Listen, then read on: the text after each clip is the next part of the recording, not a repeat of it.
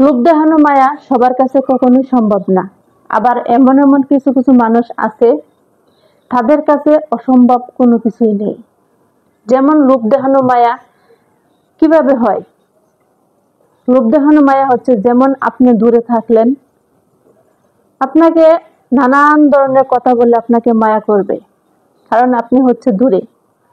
মুখে মানুষ অনেক কিছুই বলতে পারে, মানুষের মুখে কোনো কিছু আটকা থাকে না।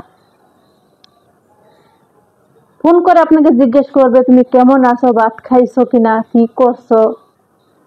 যখনই বলবেন আমি ভাত খাইনি, আমার জ্বর আইছে বা যে কোনো একটা, তখনই বলবে ডাক্তার দেখাও, এখনো ডাক্তারের কাছে যাওনি, অনেক নানান ধরনের ইত্যাদি বলবে। ঘন্টা ঘন্টা একটু পর পর ফোন দিয়ে আপনাকে অনেক মায়া দেখাবে। কিন্তু এই মায়া দেখানো যতদিন আপনি বুঝতে না পারবেন, ততদিন আমি মনে করব আপনি বোকার স্বর্গে বাস করবেন।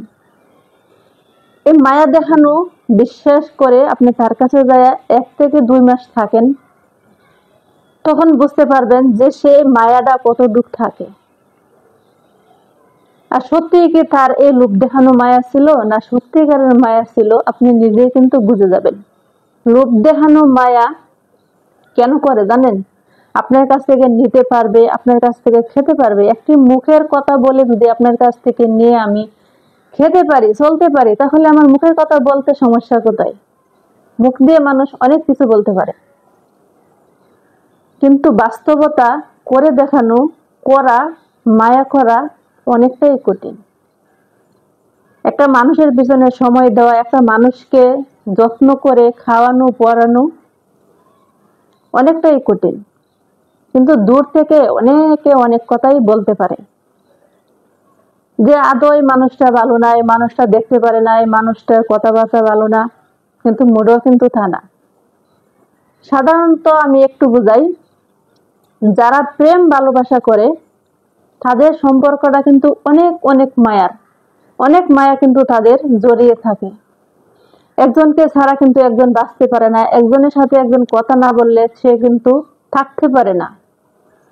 একজনে ফ্যানের সাথে ঝুলে পড়ে, একজন গাছের সাথে ঝুলে পড়ে, একজনের সাথে একজন সম্পর্কটা ভেঙে দিতে চাইলে। কারণ কি জানেন? তারা হচ্ছে দূরে থাকে। দূরে থাকার মায়াটা কিন্তু লোক দেখানো, সত্যিকারে বলতে সত্যিকারের মায়া না।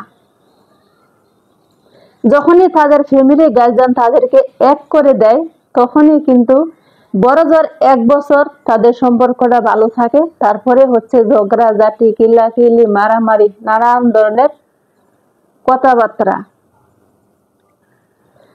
তো সেজন্য বলছি, দূরের লোক দেখানো মায়াটা যতদিন বুঝতে না পারবেন, ততদিন হচ্ছে আপনি বোকার স্বর্গে বাস করবেন।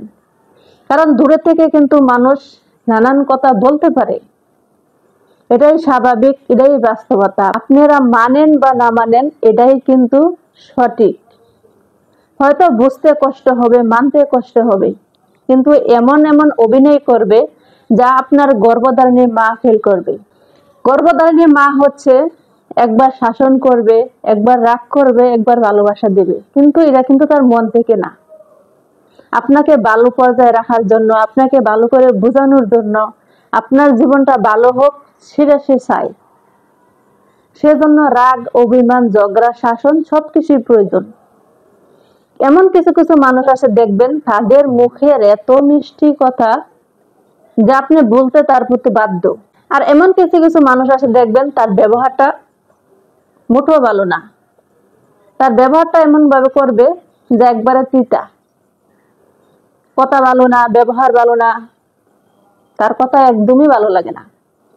সে মানুষটার মুখে দেখবেন যাই হোক, অন্তরটা দেখবেন একবারে দুধের মতো সাদা। আর যে বলবে বাবা তুমি এখনো খাওনি, বাবা তুমি এখনো এটা করোনি, বাবা তুমি এসো বসো, বাবা তুমি শুকিয়ে গেছো, তার কাছে যা 2 মাস থাকেন, আপনি নিজেই বুঝে যাবেন। কারোকে আপনি বুঝাতে হবে না, আপনি নিজেই বুঝতে পারবেন। তখন তার কাছে খেয়ে আপনি কতটুক মোটা হবেন, কতটুক সুস্থ থাকবেন, কতটুক ভালো থাকবেন, এতটুক জ্ঞান বুদ্ধি হয়তো আল্লাহ আপনাকে দিয়েছে, কিন্তু বুঝে যাবেন।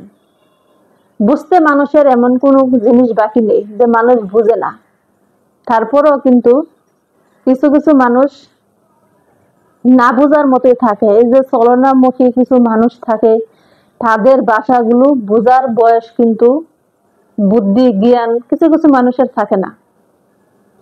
যখনই সে বুঝতে পারে তখনই সে চিনতে পারে, এটাই কিন্তু স্বাভাবিক।